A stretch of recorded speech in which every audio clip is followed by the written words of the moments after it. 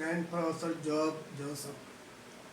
1965 June മാസം കുര്യാക്കോസ് ഏലിയാസ് കോളേജിൽ ലെക്ചറായി ഞാൻ ജോയിൻ ചെയ്തു.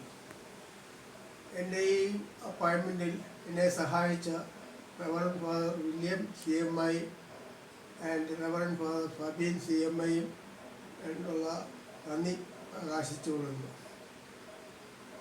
1976 ജൂൺ മാസം എനിക്ക് പ്രൊഫസർ ആൻഡ് HOD ഫിസിക്സായി പ്രൊമോഷൻ കിട്ടി.